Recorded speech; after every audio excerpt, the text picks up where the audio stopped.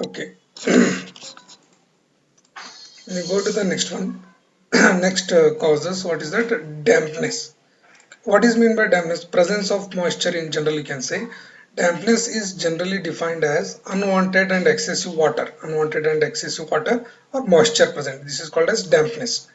The existing of dampness in a building is one of the most damaging failure that really must be taken care of. So if dampness is present inside of your building, so first thing it will affect the painting, look, okay, aesthetic view, electrical appliances. So one by one we'll start getting problems.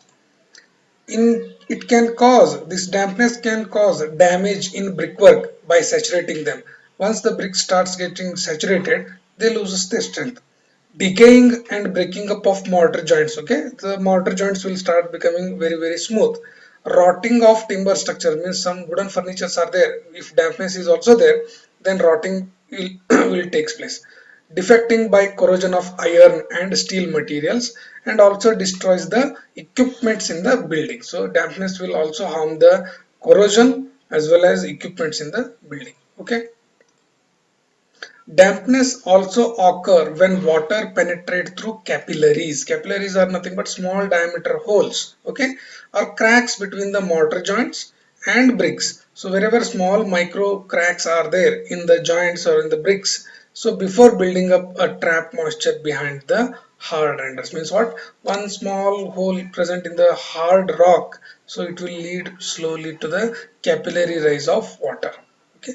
Moreover, contribution of dampness is due to the existence of gravity. Means what? Through gravity also it can act. The other factors such as leaking gutters or downpipes. From the rainwater, from the roof level, the pipes have been drawn. These are called as downpipes or gutters. If they are also carrying water, so that water may get percolated inside the building, causing dampness. Defective drains, burst plumbing, if means some pipe has been broken down, so that is also causing the dampness. And condensation means what? Water vapor is present and the temperature is lowered, then water vapor will connect it to small water molecules. So this is due to inadequate ventilation, can also cause the dampness. Can also cause the dampness. Dampness in building originated from a number of sources. What are the sources? First and foremost is rain only. From rain only, the precipitation can be wind driven, means high velocity wind is blowing, so the rain water may get inside of the building, so that it penetrates the joints that remain watertight in normal weather condition. Okay. The gutter overflow also can collect and be the aspects of dampness against the walls.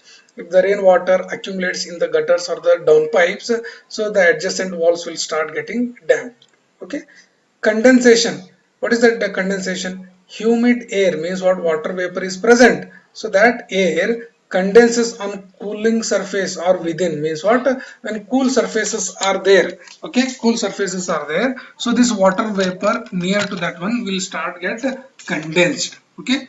So what will happen after condensation? Water molecules will get deposited and it will lead to the dampness. Air can become humid in several ways, including from the occupant's water vapor. So condensation is nothing but cooling of this water vapor on the surface and forming the water molecules. Okay, water molecules. Rising damp and flooding. What is this rising damp and flooding? It may be contact with the groundwater. So this floor or any concrete structure may be in contact with the groundwater or flood water. It also the groundwater may be absorbed by the walls. Okay. So dampness rising means nothing but the moisture present in the soil is getting absorbed by the walls or the foundation and transported up by the capillary action. Okay. Service leaks, it may not just from the pipes or tanks but also overflowing of condensation forming together with the ventilation system. Okay, if ventilation or air conditioner is there, so proper outlet is not given, so that water molecules will start depositing on the wall surface. Okay. Use of the building, this may include the cleaning of the building, spills and apparatus of leaking. Okay, so proper if you are not using the building for correct nature, so dampness may sometimes get inside. Moisture in the air. Okay, so what will happen? It is contrast to the condensation. See this example. Hygroscopic salts can extract moisture from the air in condition that would not allow that moisture to undergo process of condensation. Don't get confused. Simple. If moisture is present in the air, if some salts, some chemicals are there, if you are kept inside the room, what is happening? Those salts or those chemicals will absorb the moisture from the air, and that absorption later on will lead to the water forming on that chemicals, later on it will lead to the next dampness nearby the surface. So you can see this dampness structure. So dampness of the wall, corner, surface. What is happening here? Rainwater, maybe some small leaks are present on this roof, so it is getting percolated here. Okay. So in the end conclusions, you can say that as a conclusion, maintenance of building needs to be kept from deterioration, debris and others. Maintenance means what? You are keeping your building very clean, free from deterioration, free from debris and others. Okay.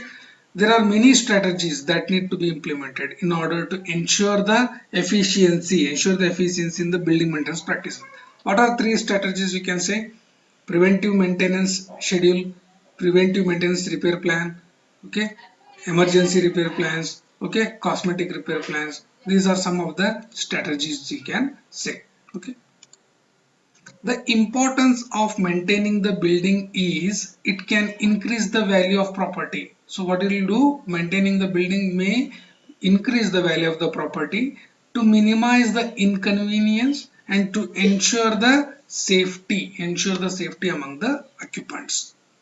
The aim of maintenance is to presenting a good appearance, main is good appearance, and the buildings still have a good condition, and this after so many years of operation also the building should be in good condition, building should have good appearance. Hence periodic maintenance of the structures is essential.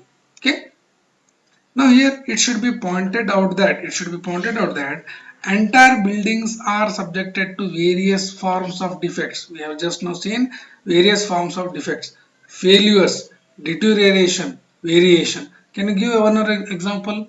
Unstable settlement, okay, deflection of the roof, okay. What else you can give? Peeling of the paint, okay, mortar joint erosion. So these are some of the common defects which are there in the common buildings. It is significant to appraise each defect, means you need to give a credit for each defect and its repair.